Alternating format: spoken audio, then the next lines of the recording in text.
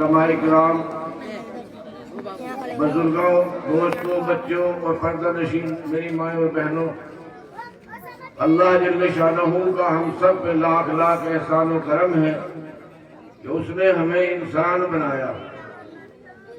یہ اللہ کا ہمارے اوپر اپنا خاص فضل ہے کہ ہمیں انسان بنایا۔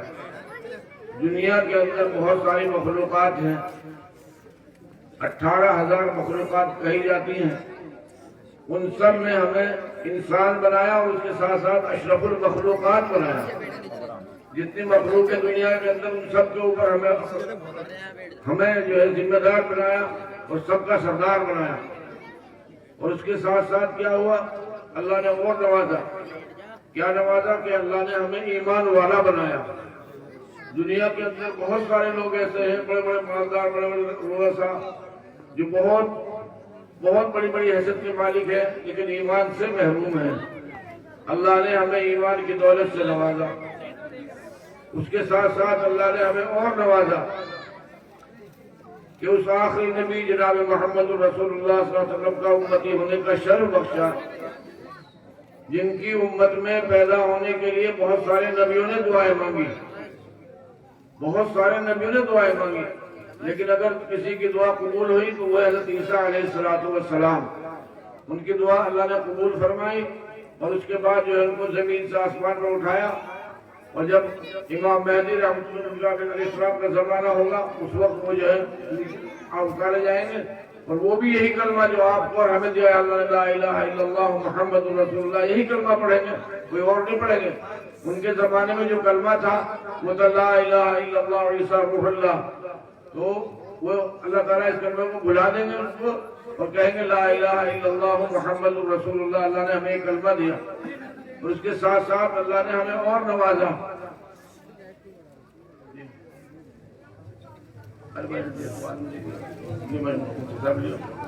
جزاک اللہ۔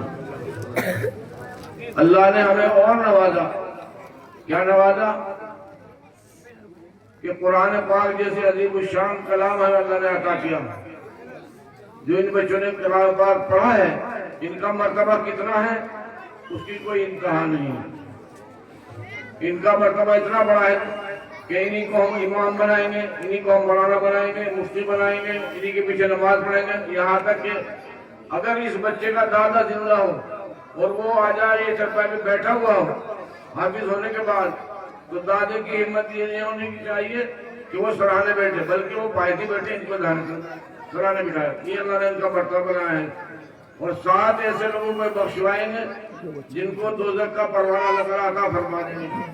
تو بھائی یہ معمولی حیثیت سے پڑھنے کی اللہ نے ہمیں وہ کلام دیا۔ اسی کلام میں جو میں نے آیت پڑھی ہے، یا ایھا الذین آمنوا توبوا الی اللہ توبۃ نصوحا، اللہ نے کہا اے ایمان والو توبہ کرو، امید ہے تمہاری توبہ کی بدولت میں تمہارے گناہوں کو معاف کر دوں گا۔ یہ کہا اللہ نے۔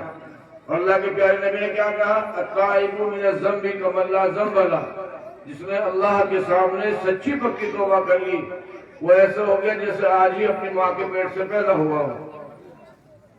جہاں پہ یہ بخارا سمرقند تاشقند ہے، وہاں پہ ایک شخص رہتے تھے، ان کا نام تھا حبیب اجمی۔ ان کا کیا نام تھا؟ حبیب اجمی نام تھا ان کا، لیکن بہت مالدار تھے اس زمانے میں، اپنے شہر کے اندر بہت مالدار تھے، لیکن کام کیا کرتا کہ سود کا کام کرتے تھے۔ کام یہ تھا کہ سود کا کام کرتے تھے، بیاج لیتے تھے۔ سود ہمارے مذہب میں حرام ہے، سود ہمارے مذہب میں حرام ہے، لیکن وہ سود کا کام کرتے تھے۔ ان کی بیوی جو ہے، ان کی بیوی بار بار کہتی تھی کہ آپ جو ہے غلط کر رہے ہیں۔ ایک روز کا واقعہ ہے کہ حبیب اجمی اپنا سود اٹھانے کے لیے گئے، جیسے منڈی والے صبح سبزی بیچتے ہیں، پھل بیچتے ہیں، اور شام کو تعلیم پیسے لے جاتا ہے، ایسے خود جاتے تھے سود لینے کے لیے۔ جب مہینہ ہو جاتا تھا، اگر کوئی وقت پہ مہینے کے ٹائم پہ ختم ہونے پہ ان کو پیسے نہیں دیتا تھا تو ان کا یہ وہ دستور تھا، انہوں نے اپنا عمل بنایا تھا کہ اس کو میرا اور میرے بچوں کا کھانا دینا پڑے گا اس روز کا۔ حبیب اجمی جو ہے ایک آدمی کے گھر پہ گئے اور جا کے دستک دی اور کہا کہ میں حبیب اجمی ہوں۔ درجہ کون ہوں؟ میں حبیب اجمی ہوں۔ کہ کیا کس لیے آئے ہو؟ کہ میرے تمہارے اوپر قرضہ ہے اور سود اتنا بیٹھ گیا، اتنا آج آخری تاریخ ہے۔ اس عورت نے کہا کہ ہمارے جو شوہر ہیں وہ صبح نماز پڑھ کے چلے گئے تھے باہر اور وہ اب تک کہا نہیں ہمارے تو فاقہ ہے۔ کہا کچھ تو ہوگا، سود خور کی ایک حوث ہوتی ہے، حل من مزید اور لاؤ اور لاؤ۔ تو اس بیوی نے کہا کہ ہمارے گھر میں جو ہے صرف صبح وہ آئے تھے بکرے کی سیڑھی اور پائے رکھ کے گئے تھے، پنڈور کے پاس چلے گئے کمانے کھانے کے لیے، ہم تو آئے نہیں، اب میں اپنے پاس تو کچھ ہے نہیں، تو کچھ دے نہیں سکتی۔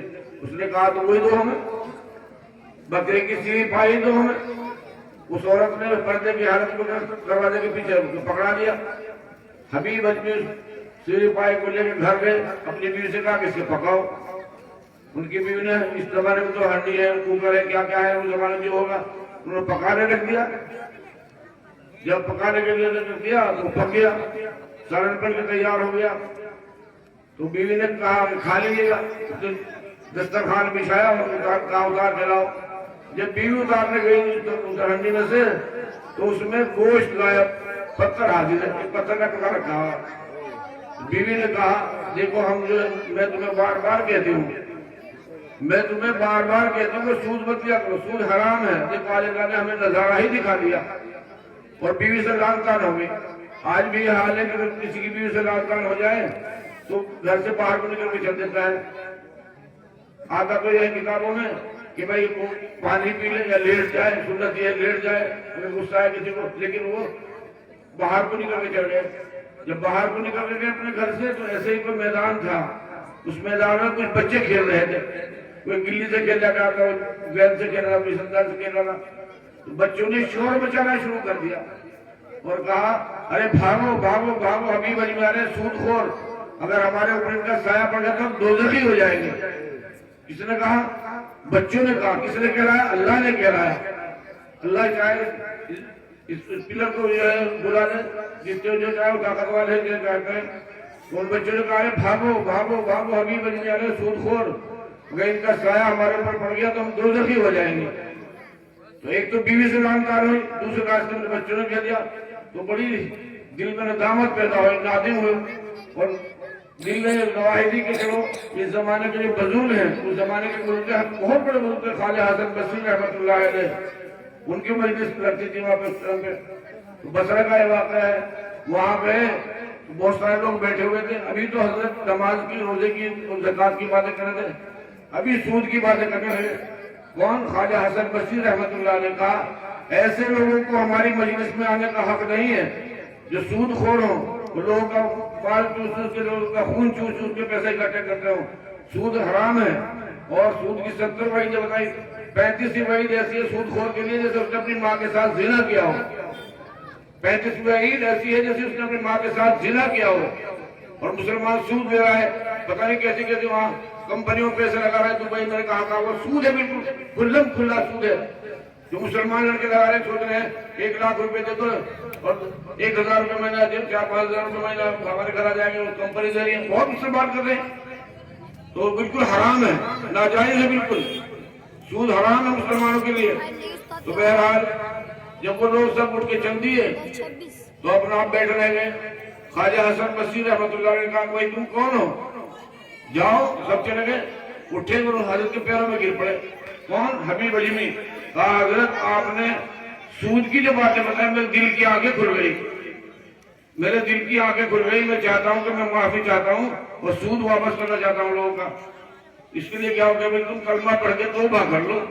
کلمہ پڑھنے کے بعد بھی توبہ کرتا ہے تو اللہ تعالیٰ اس کو معاف کر دیتے ہیں۔ کہا تو مجھے توبہ کرا دو۔ خواجہ حسن بصری رحمۃ اللہ علیہ نے حبیب اجمی کو توبہ کرائی۔ توبہ کرانے کے بعد میں کہا حضرت میرے پاس مال بہت ہے، سود بھی ہے، اصل بھی ہے، میرا نقل بھی ہے، سب ہے، میں اگر ان کو واپس کر دوں لکھا پڑھا ہوا ہوں سب۔ کہا تو نور نور بہت اچھی بات ہے، آپ واپس کر دو۔ تو حضرت نے ان سے مساوات ملا کے چل دیا واپس۔ اسی میدانوں کو پھرا رہے جس میدانوں بچے کھیل رہے تھے، تو سب بچوں نے شور مچانا شروع کر دیا، سلیم میرا فاروق میرا فلاں جلدی جلدی آؤ جلدی آؤ، حبیب اجمی توبہ کر کے آ رہے ہیں، مسافہ کر لو، جس کا مسافہ ہو گیا وہ جنتی ہو جائے گا۔ کون کہہ رہے؟ وہی بچے جو دوزخ کے بارے میں بات کرتے ہیں کہ دوزخی ہو جائے گا، اب توبہ کر کے آ رہے ہیں تو جنتی ہو جائے گا۔ تو سب بچوں نے مسافہ کیا، سر پہ ہاتھ رکھا، میرے سر پہ ہاتھ رکھ دو میں بھی جنت میں جاؤں گا۔ بہت خوش ہوئے، حبیب اجمی بہت خوش ہوئے اور جو ہے اپنی بیوی کے پاس آئے، گھر میں سلام کیا اور کہا تو میری بہت بڑی محسنہ ہے، تو میری بہت بڑی محسنہ ہے۔ ہر مرد کے لیے بتا رہا ہوں کہ عورت اس کی محسنہ ہوتی ہے، یہ سنت ہے، حضرت خدیجہ رضی اللہ عنہا کے زمانے میں سنت ہے۔ تو اس نے کہا کہ میری محسنہ ہے، کہا پھر کیا کروں؟ کہا رجسٹر لاؤ اٹھا کے، جس کا بیاج ہے سود ہے وہ سب واپس کر دیا۔ کچھ دنوں کے بعد پکے نمازی ہو گئے، مسجد میں خوب آنا جانا ہو گیا، نیک کام کرنے میں ان کی جو ہے نمبر آنے لگا۔ جیسے کسی کا بچہ، میرا بچہ کر کے تھوڑا سا آؤٹ ہو جائے، جماعت والے بیچارے گاڑی میں ہاتھ ڈالتے ہیں، بچے کو بھیج دے جماعت میں، 3 دن کی بھیج دے، 4 دن کی بھیج دے، اور جب وہ 40 دن کا چیلا لگا کے آتا ہے 3 مہینے کا جتنے کا، تو کیا ہوتا ہے وہ بدلا ہوا نظر آتا ہے، گھر کو بھی آتا ہے، محلے والے خوش ہوتے ہیں اس سے، بستی والے خوش ہوتے ہیں اس سے، وہی تو بدل گیا۔ اسی طریقے سے حبیب اجمی سے لوگ خوش ہو گئے کہ بھائی تو حبیب اجمی تو بالکل ہی بدل گئے۔ اس کے بعد میں کیا ہوا؟ اس کے بعد میں یہ ہوا کہ ایک روز کا واقعہ، یہی خواجہ حسن بصری رحمۃ اللہ علیہ راستے سے جا رہے تھے اپنے رفقا کے ساتھ، اپنے مریدوں کے ساتھ میں، عشاء کی نماز کھڑی ہوئی تھی مسجد میں، مسجد کے نیچے کہا مسجد حضرت نماز پڑھنے کے، پڑھ لو سب، لے لو سب بابا میں نماز کی نیت باندھ لی۔ تو اس وقت میں جب نماز کی نیت باندھ لی تو خواجہ حسن بصری رحمۃ اللہ علیہ کے دل پہ شیطان نے تیر مارا۔ کون سا تیر مارا؟ خواجہ معین چشتی رحمۃ اللہ علیہ لکھتے ہیں کہ شیطان جو ہے علماء کے دل پہ 700 مرتبہ تیر مارتا ہے 24 گھنٹے کے اندر۔ کتنا؟ 700 مرتبہ، اور ہمارے تمہارے دل پہ 60 مرتبہ کوئی۔ تو وہ تو عالم سے بڑے اللہ والے کتنا بڑا تیر مارا ہوگا۔ کیا تیر مارا؟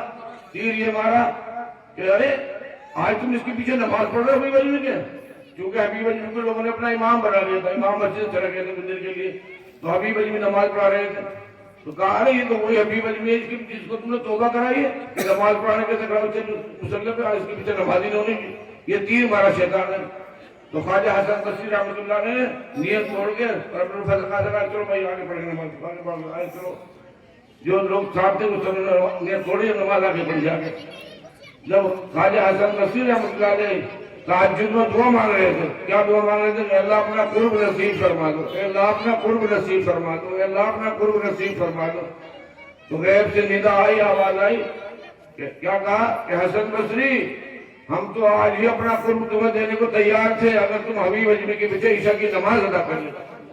تو اس چیز کا نام ہے توبہ۔ جب آدمی توبہ کر لیتا ہے سچی پکی، تو اللہ کے نبی نے کہا تائب من ذنب کمن لا ذنب لہ، جس نے اللہ کے سامنے سچی پکی توبہ کی وہ ایسا ہو گیا جیسا آج اپنی ماں کے پیٹ سے پیدا ہوا ہو۔